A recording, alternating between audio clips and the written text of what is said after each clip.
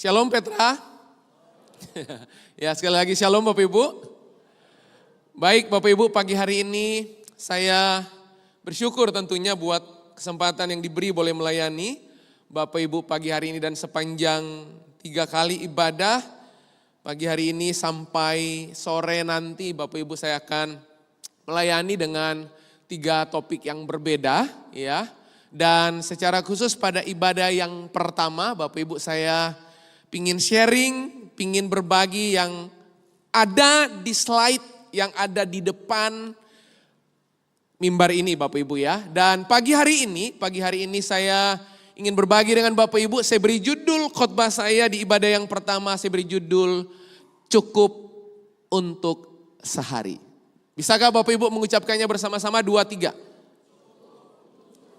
Sekali lagi 2, 3. Kira-kira Bapak Ibu kalau saya tanyakan di menit-menit awal ini, kira-kira apa yang Bapak Ibu paling harapkan?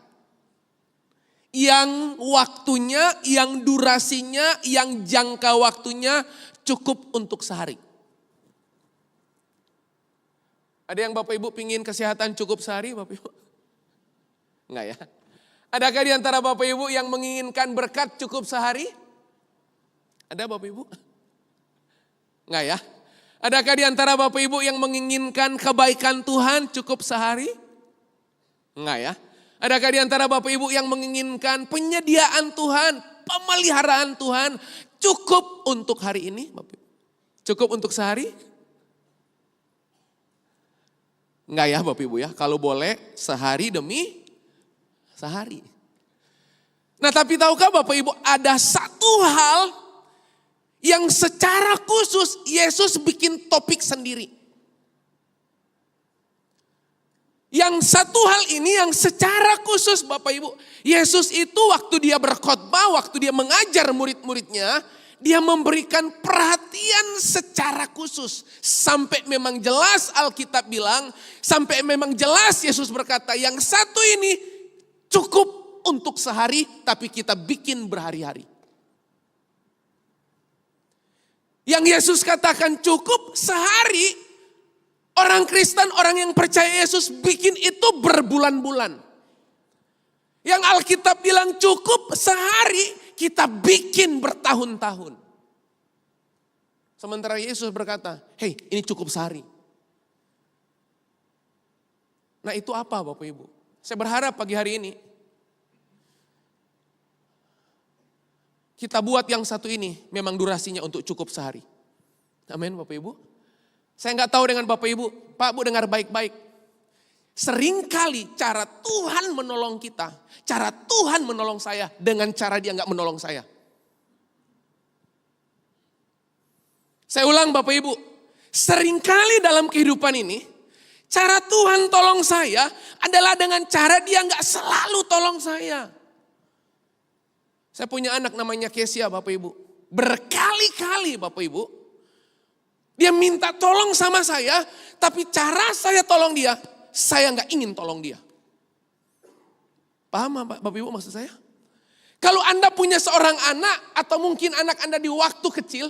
Ada waktu-waktunya Bapak Ibu. Waktu dia menghadapi sesuatu, memang saya nggak berencana untuk tolong dia. Biar dia mahir, dia matang, dan dia terampil di area itu. Seringkali Tuhan sama Bapak Ibu. Seringkali cara Tuhan menolong Anda, dengan cara dia nggak selalu nolong Anda. Nah pagi hari ini mari kita lihat Bapak Ibu.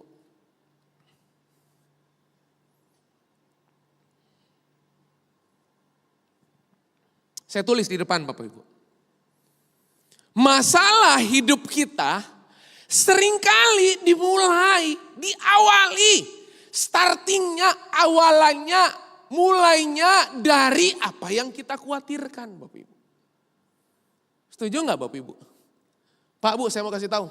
Sesering Anda mengkhawatirkannya, sesegera itu akan jadi masalah. Apa saja dalam hidup ini yang mulai Anda khawatirkan, berulang-ulang, masalah itu saat itu juga udah ketuk depan pintumu dan kemudian merapat dalam kehidupanmu. Pokoknya apa saja dalam hidup ini yang kita khawatirkan, kita mulai kehidupan ini dengan apa yang kita khawatirkan Bapak Ibu. Sesering itu apa yang Anda khawatirkan akan jadi masalahmu. Makanya gini Pak Bu, Yesus kasih topik khusus judulnya hal kekhawatiran. Karena Yesus tahu ada banyak orang dalam perjalanan hidup ini Pak Bu, Anda gak bisa hindari yang namanya tekanan. Anda gak bisa hindari yang namanya persoalan. Anda gak bisa hindari yang namanya kerumitan hidup. Gak bisa. Dan Yesus kasih topik khusus karena Yesus tahu Bapak Ibu betapa pentingnya persoalan kekhawatiran dibahas. Bapak Ibu bisa pelajari di rumah. Matius pasal 6 mencatat ada 5 hal di situ. Dia buka dengan hal memberi, dia tutup dengan hal kekhawatiran. Itu topik khusus, itu pengajaran khusus Bapak Ibu. Itu 5 sesi ibadah Pak Bu. Itu secara khusus Yesus ngajar loh. Dan yang menarik, dia meletakkan hal kekhawatiran sebagai mata kuliah wajib orang Kristen. Kita harus menang, kita harus mengatasi kekhawatiran dalam hidup. Bapak Ibu tahu nggak? Pintu masuk kekhawatiran itu dimulai dari perenungan Anda. Apa saja yang Anda pikirkan, apa saja yang Anda renungkan berulang-ulang, sesegera itu Anda akan miliki, sesegera itu akan jadi tindakan harianmu. Amin Bapak Ibu. Masalah hidup ini seringkali dimulai dari apa yang Anda pikirkan. Oh ada ayatnya, makanya saya beri judul cukup untuk sehari. Pak Bu, boleh baca ayat ini Matius 6 ayat 34 dengan suara keras 2-3. Sebab itu janganlah kamu khawatir. Sampai situ dulu. Pak Bu tahu nggak? Yesus yang bilang ini. Janganlah kamu khawatir akan hari. Kenapa hari besok bukan hari kemarin? Karena hari yang kemarin udah lewat Bapak Ibu. Halo Bapak Ibu. Yesus berkata, sebab itu janganlah kamu khawatir akan hari besok. Nah yang menarik Pak Bu, kalau Anda ketemu seseorang atau Anda ketemu saya, lalu kemudian saya berkata gini, Pak gak usah khawatir tentang hari besok. Kalimat berikutnya apa? Coba apa? Jangan baca ayatnya Bapak Ibu. Pak namanya siapa Pak? Pak Ale? Aris. Pak Aris coba saya tanya, kalau Bapak ketemu saya, terus saya berkata ke Pak Aris jangan khawatir tentang hari besok. Kira-kira kalimat berikutnya yang paling Pak Aris nantikan apa? Pak Aris jangan khawatir akan hari besok. Besar kemungkinan saya akan jawab sama Pak Aris, saya akan kasih tahu ke Pak Aris, gak usah khawatir, Tuhan penyedia. Benar? Amin pasti. Saya setuju dengan kalimat itu. Bapak Ibu kalau Anda ketemu dengan saya nanti pulang salaman. Terus Bapak Ibu nyeletuk. Oke. Anda berkata gini, Pak. Saya khawatir tentang besok. Pendeta akan jawab apa Bapak Ibu? Gak usah khawatir. Sebab besok itu Tuhan siapkan yang terbaik. Yang setuju katakan amin. Amin pasti, amin.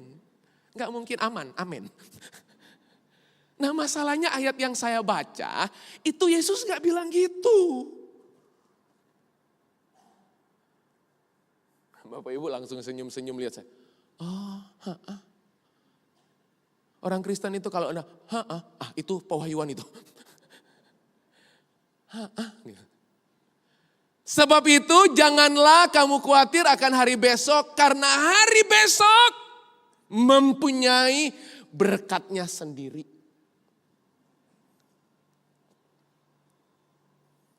Mempunyai apa? Mempunyai apa? Berarti memang hidup ke depan tambah susah. Benar ayat Alkitab yang bilang.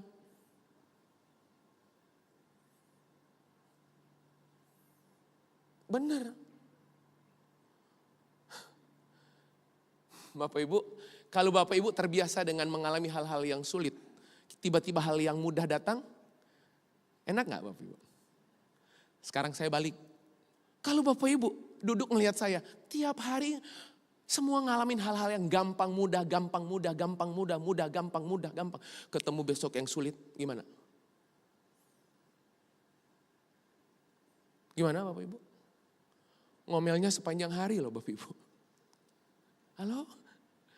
Nah di ayat ini, sebab itu janganlah kamu khawatir akan hari besok, karena hari besok mempunyai kesusahannya sendiri. Halo? Nah yang menarik, ayat ini ditutup dengan sebuah janji loh. Apa janji Tuhan tentang hari esok yang mempunyai kesusahannya sendiri? Titik itu udah titik. Dia tutup dengan kalimat berikutnya, yang datangkan damai sejahtera buat kita. Apa kalimat berikutnya? Kesusahan sehari bikin itu setahun. Halo? Bapak Ibu kayak gak pengalaman aja. Halo? Yesus bilang, yang sehari cukup untuk sehari. Kita yang sehari bikin sebulan. Yang sehari bikin semusim. Sampai ada lagu, semusim berlalu. Ada lagunya kan Bapak Ibu. Sementara Tuhan bilang apa? Pagi hari ini Alkitab mau kasih tahu sama Anda. Anda mau gak bikin kesusahanmu, bikin kekhawatirannya gak berlangsung lama, cukup sehari. Ada ayatnya. Saya udah mempraktekannya, makanya saya mengucapkannya hari ini. Halo, Pak Bu, firman itu ya. Kalau Anda kunyah, Anda hidupi sesering mungkin, sebanyak mungkin, sesering mungkin. Bukan sekali-kali mungkin, bukan. Sesering mungkin, sekuat mungkin. Pak Bu, itu menghidupinya kalau sampai benar-benar Anda hidupi. Bapak Ibu tahu gak? Kondisi apapun di luar sana gak bisa lumpuhkan Anda. Percayalah. Kenapa? Karena apa yang kita renungkan itu yang akan kuatin kita. Apa saja dalam hidup ini yang kita pikirkan, kita renungkan, itu yang akan makin menguat. Kalau Anda pikirkan Tuhan dan damai sejahteranya, nggak mungkin Anda keluar dari kamar doamu dalam kondisi penuh ketakutan. Mustahil. Tapi sebaliknya, kalau Anda memikirkan, mengkhawatirkan banyak hal sesering mungkin, saya yakin nggak mungkin begitu Anda keluar dari ruang tidurmu, kamar doamu. Hatimu penuh sejahtera.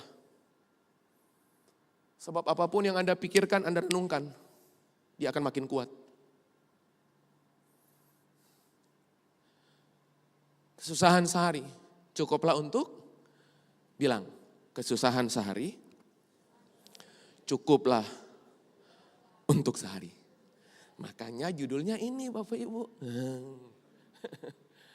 Oke, cukup untuk, mau tahu rahasia firman bikin kekhawatiran gak berumur panjang? Berapa lama usianya? Sehari. Saya kasih tahu, firman Tuhan kasih tahu hari ini. Lihat dulu ayatnya Bapak Ibu. Bapak Ibu tahu gak dampak kekhawatiran loh? Bukan saya yang bilang, Yesus yang ngajar. Matius pasal 6 ayat 27, siapakah di antara kamu? Loh, langsung kamu. Itu dipersonifikasi secara khusus kamu. Gak ditulis, siapakah di antara mereka? Oh banyak. Mereka itu siapa? Ya mereka, gak saya. Tapi kata yang dipakai apa? Tahu arti kamu Bapak Ibu? Ya saya. Setuju Bapak Ibu? Siapakah di antara kamu yang karena, itu udah bilang kamu karena, bukan karena kamu, bukan. Itu dua hal yang berbeda Bapak Ibu. Kamu, di antara kamu yang karena, lo dikasih alasan lo. Anda tahu gak alasannya apa? Siapakah di antara kamu yang karena kekhawatirannya dapat menambahkan sehasta saja pada jalan hidupnya? Oh gawat loh. Anda tahu gak jalan hidupmu Itu faktor yang mempengaruhi menentukan jalan hidupmu. Yang namanya jalan ya berarti perjalanan. Oke Bapak Ibu. Yang menentukan jalan hidupmu adalah Alkitab bilang. Yesus berkata, adalah apa yang Anda pikirkan. Nah kalau yang Anda pikirkan, yang ada di pikiran Anda adalah kekhawatiran. Makanya Alkitab bilang ini. Maafkan saya Bapak, maafkan saya. Terjemahan bahasa yang lain bilang gini. Orang yang hidupnya dikendalikan, dikuasai. Pak Bu saya mau kasih tahu, semua orang khawatir. Setuju? Kalau Anda nggak khawatir, Anda bukan manusia Bapak Ibu. Nah masalahnya yang di sini, kekhawatiran itu udah kendalikan hidup kita. Itu masalahnya. Kekhawatiran itu udah menguasai hidup kita. Kekhawatiran itu kendalikan, menguasai pengaruh hidup saya sampai saya lumpuh. Makanya Yesus negur, Yesus berkata, siapakah di antara kamu yang karena kekhawatirannya. Terjemahan yang lain bilang gini, orang yang dikuasai, dikendalikan kekhawatiran, umurnya pendek. Bukan saya yang bilang. Saya cuma sungkan mau taruh ayatnya. Tapi terjemahan bahasa aslinya bilang gitu. Halo? Tapi Pak, umur saya panjang loh, puji Tuhan. Tapi Bapak Ibu tahu gak? Gimana kualitas hidup? Kalau khotbah dikendalikan kekhawatiran, coba. Kalau konseling orang dihinggapi, dikuasai oleh ketakutan. Coba, mau konseling apa? Mau khotbah apa Bapak Ibu? Oke, paham Bapak Ibu? Jadi kekhawatiran ternyata gini. Begitu kekhawatiran itu kendalikan hidup Anda. Itu setapak demi setapak jalan hidup Anda. Itu gak ada kepastian dan gak ada jaminan. Alkitab berkata demikian. Apalagi Bapak Ibu? Coba. Jelas kok. Ternyata orang yang gak berbuah, Kristen gak berbuah, itu isunya ini. Loh ayat Alkitab bilang kok. Matius pasal 6 ayat 27 menulis, yang jatuh dalam semak duri ialah orang yang telah mendengar firman. Ini lahir baru enggak? Lahir baru kok, telah mendengar firman. Enggak Pak, dia enggak melakukan. Kalimat berikutnya itu koma Pak. Dan dalam pertumbuhan selanjutnya. Dia bukan cuma dibaptis. Dia sempat ikut SPK. Udah ada ayatnya. Dan dalam pertumbuhan selanjutnya mereka terhimpit. Bapak Ibu tahu apa arti terhimpit? Tahu Bapak Ibu? Mari saya kasih contoh buat Bapak Ibu ya. Terhimpit. Pak Aris datang ke depan.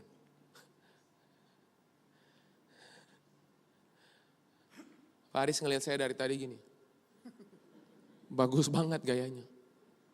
Sambil kelingking kirinya itu loh Pak. Itu downloadnya kencang itu pasti. Paris di sini, Wellington datang. Come here.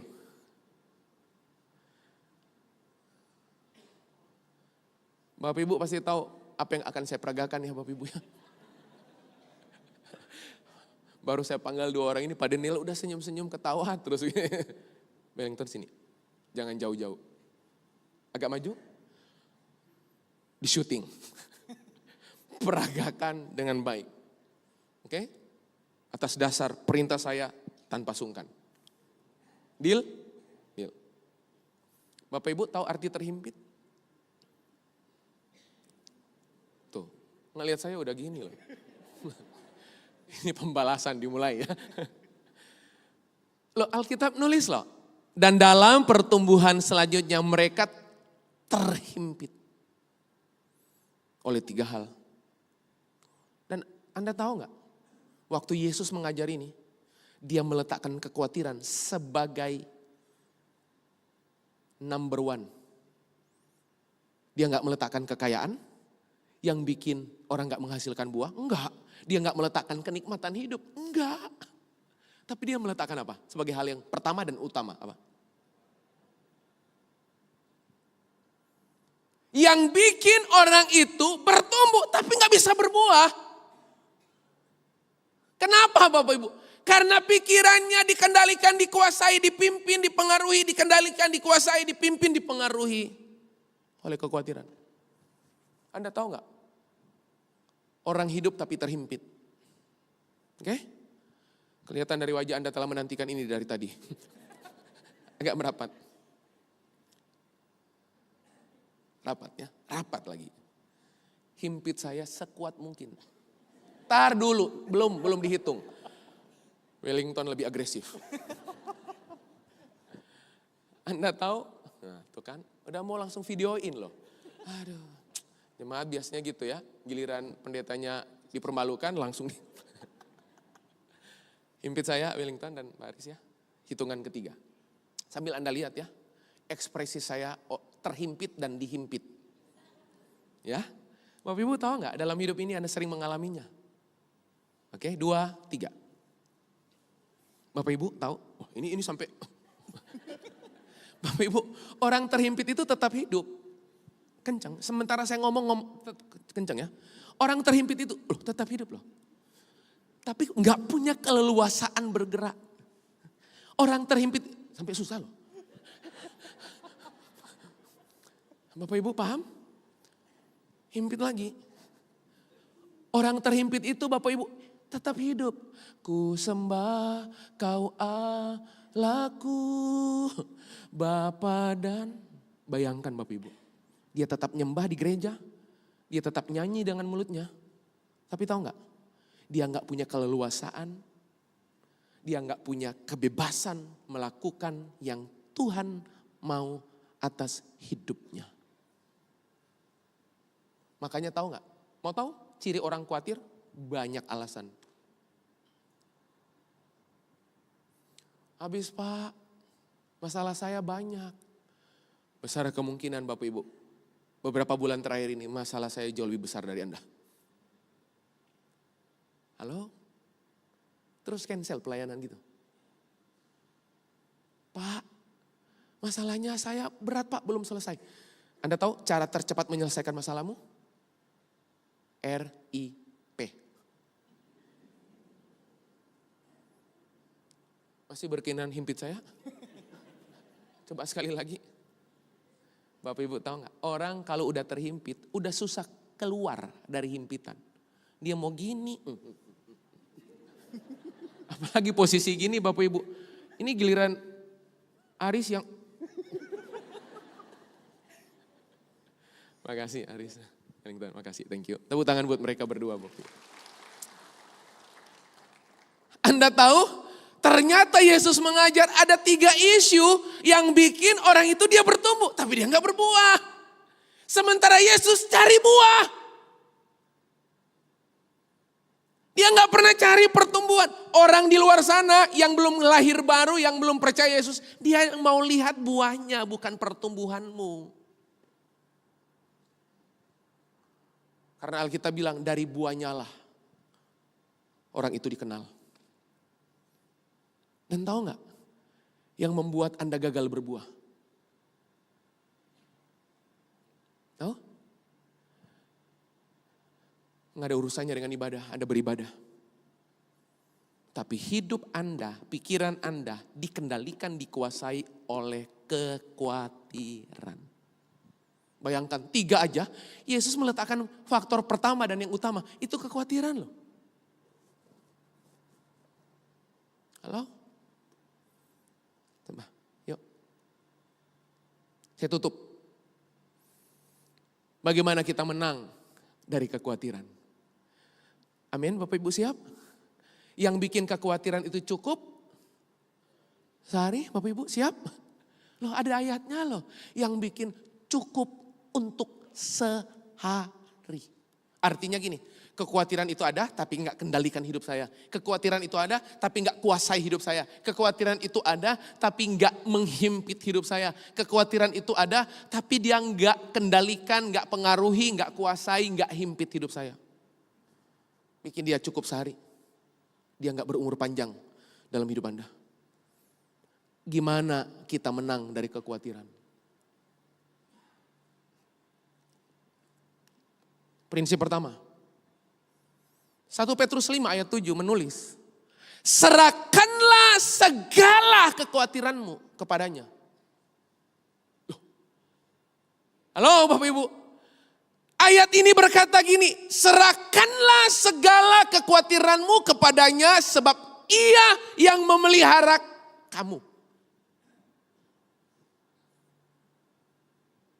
Nah, disinilah kesalahan orang Kristen berdoa. Orang Kristen itu maaf Pak, Bu, yang saya selalu dengar itu di ruang-ruang konseling. Pastor, Pak, saya udah minta Tuhan angkat kekhawatiran saya. Gak ada ayatnya. Halo Bapak Ibu? Tuhan, angkat kekhawatiranku, cabut. Gak ada ayatnya Bapak Ibu. Kekhawatiranmu itu bukan suruh Tuhan yang angkat. Gak ada ayatnya. Yang saya temukan kekhawatiran itu serahkanlah. Sampai pakai kata lah. Ya udah gak? Serahkan sama serahkanlah. Ya udah gak? Aristo maju lagi. Aris ya, maju lagi. Oke. Ini Aris. Oh, gini aja. Agak maju. Aris ini Tuhan. Siapa? Contoh. Bapak Ibu bahagia banget waktu saya bilang ini Tuhan. Siapa? Tuhan. Aris siapa? Tuhan. Tuhan. Masih ragu ya? Tuhan. Siapa? Tuhan. Tuhan. Ya. Saya,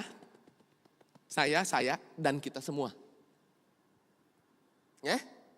Lalu Tuhan berfirman. Kalimat pembukanya apa? Serahkanlah. Yang tegas gitu. Serahkanlah, jangan. Serahkanlah. Serahkanlah. Saya siapa? Saya dan kita semua. Serahkanlah. Ambillah. Ambillah. Oh ya, serahkanlah, tetap serahkanlah. Enggak apa-apa, belum di briefing ya. Serahkanlah. Tuhan, ambillah. Serahkanlah. Tuhan, ambillah. Serahkanlah. Tuhan, angkatlah. Serahkanlah. Tuhan, angkatlah. Serahkanlah. Tuhan, paksakanlah. Serahkanlah. Tuhan, paksakanlah. Serahkanlah. Anda tuh lalit sama Tuhan. Anda paham maksud saya? Lawang yang Tuhan suruh serahkanlah, Anda suruh Tuhan, ambillah. Tuhan jawab lagi, nak serahkanlah. Tuhan angkatlah. Nak serahkanlah. Tuhan angkatlah dan ambillah.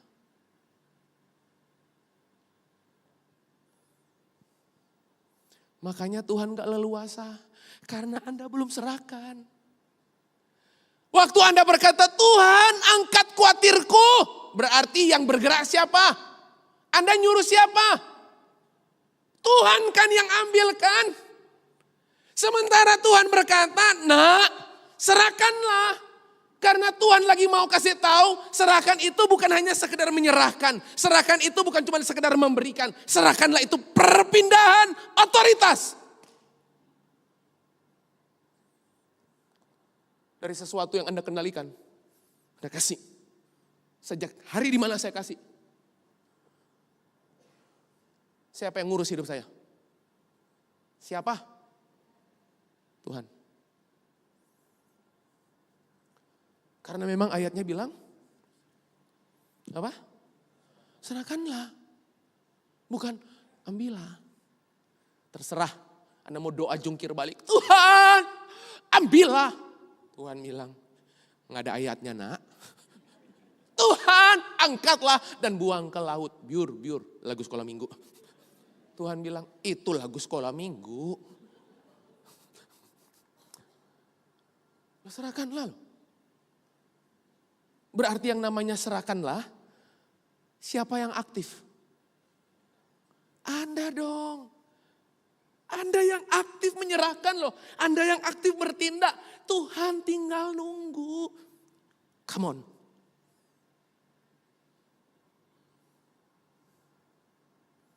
Paham Bapak Ibu? Thank you Haris. Serahkanlah segala kekhawatiranmu kepadanya sebab ia yang memelihara kamu. Terjemahan firman Allah yang hidup ayat yang sama berkata, bagus banget. Serahkanlah segala kekhawatiranmu dan kesusahan saudara kepadanya. Jangan serahkan sama saya. Kita sama khawatirnya. No. Halo. Pak gak kelihatan khawatir. Ya lagi khotbah semangat Bapak Ibu keringatan.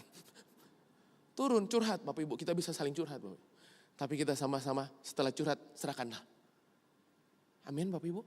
Loh serahkan itu bukan cuma saya ngomong Tuhan aku serahkan ya. Bukan. Serahkan, kata serahkanlah itu pindah Tuhan, pindah otoritas, pindah pengendali. Pak Bu saya mau kasih tahu kendalimu itu akan jadi kendalamu. Anda pikir Anda bisa kendalikan semua? Makanya gini, orang yang mengendalikan semuanya, hidupnya mengendala.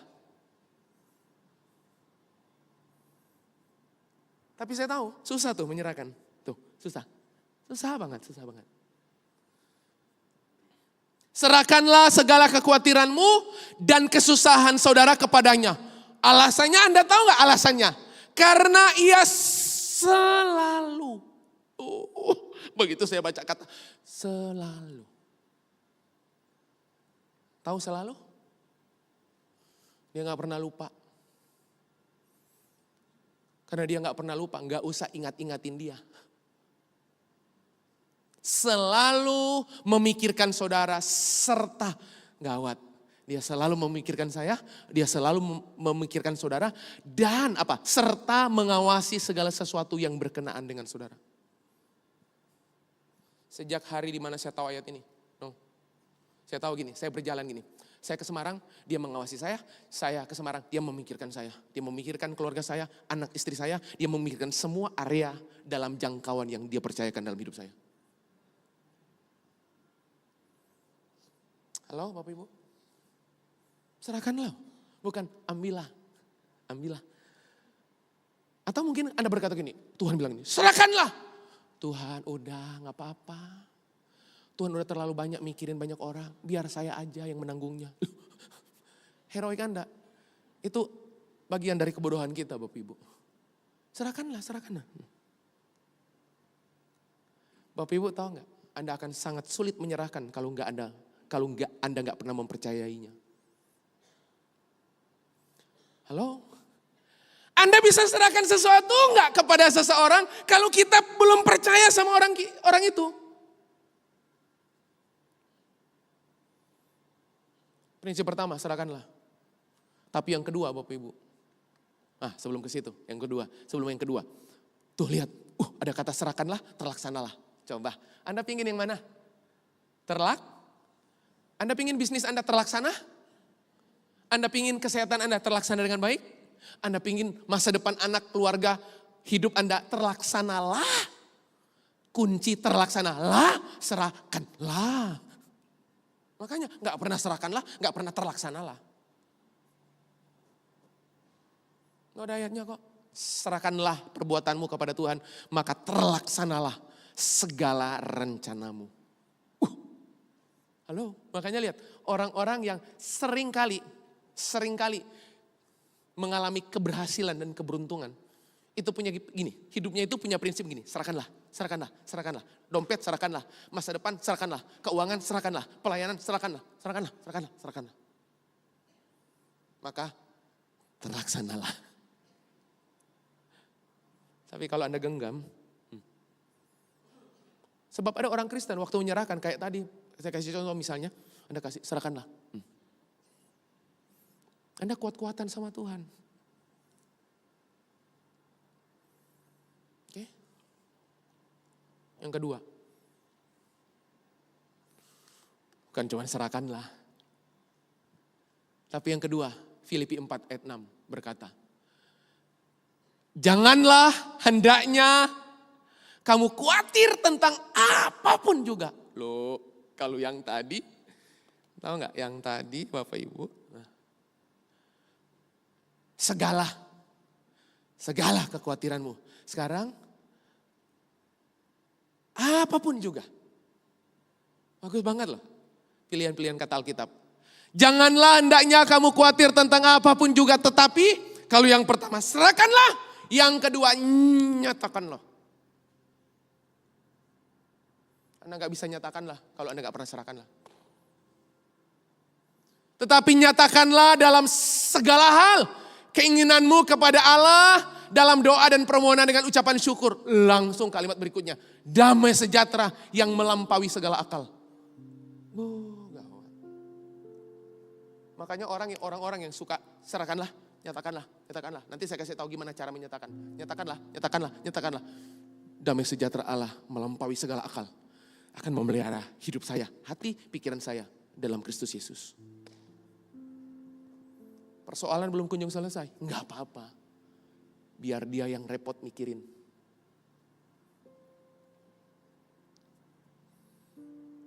Halo, Tuhan semua pelayanan. Urus klien saya.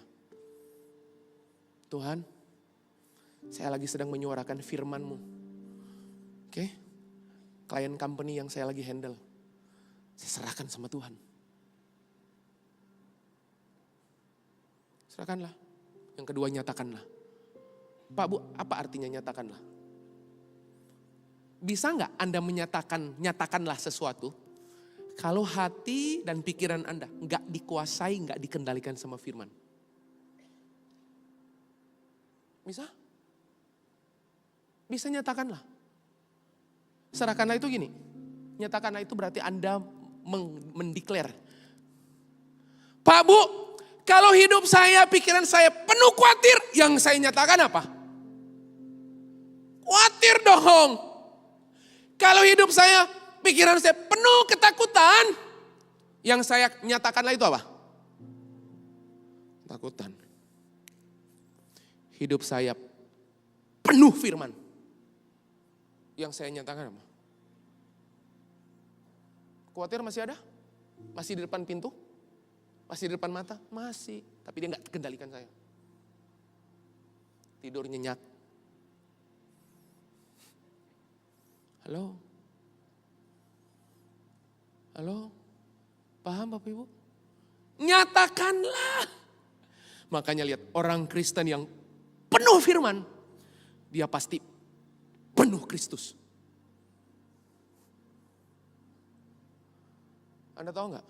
Kristus itu terwakili oleh apa? Firman-Nya. Makanya orang yang penuh firman pasti penuh Kristus.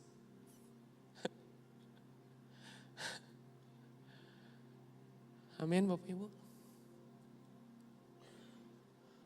Jangan turun dari ranjang tidurmu pagi hari tanpa ada satu ayat yang jadi remah memandu hidup Anda sepanjang waktu di hari itu. Jangan berani-berani turun dari ranjang. Pengalamanmu gak cukup, nanti saya bahas ibadah yang kedua. Kenapa kita butuh hikmat? Orang berpengalaman banyak, orang cari orang berhikmat. Prinsip nyatakanlah. Yang terakhir, tuh ada ayatnya. Semuanya lah.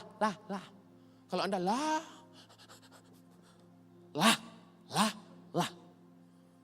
Yang terakhir, Filipi 4 ayat 8. Jadi akhirnya, loh, memang udah mau tutup firmannya. Makanya jadi akhirnya. Saudara-saudara, semua yang benar. Semua dimulai dengan kata semua. Apa yang pertama? Semua yang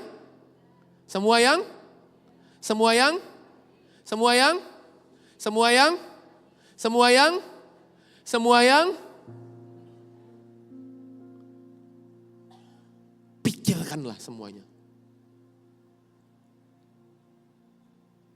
Nggak ada ayatnya. Jadi saudara-saudara, jadi akhirnya saudara-saudara, semua yang khawatir, semua yang takut, semua yang cemas, semua yang gelisah, semua yang anxiety, semua yang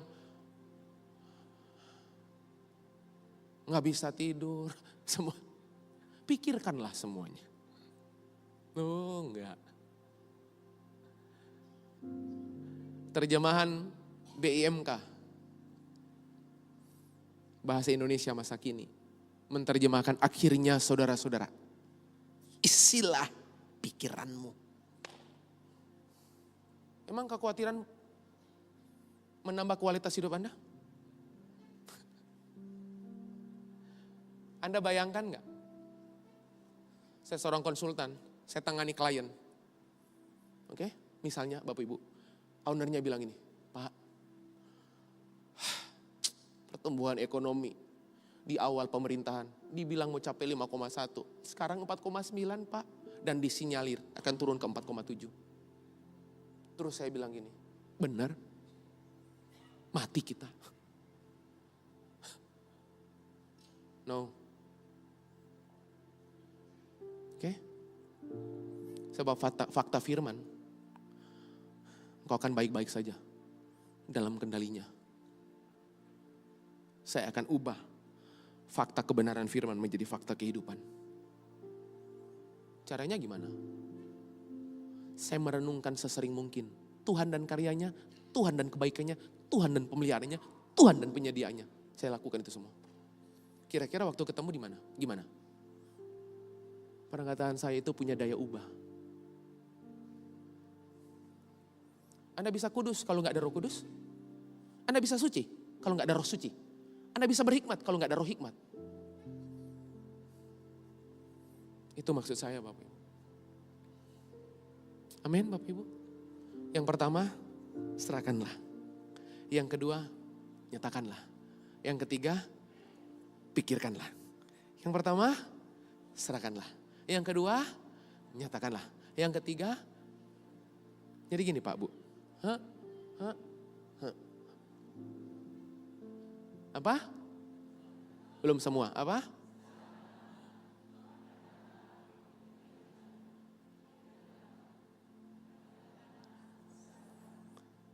Faktor pemicu pertama apa?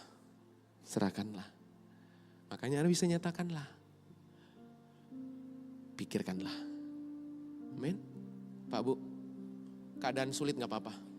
Anda akan baik-baik saja. Pak, tapi sulit. Baik-baik saja, percayalah. Ya, itu janjinya. Amin Bapak Ibu. Selamat hari Minggu. Tuhan Yesus memberkati.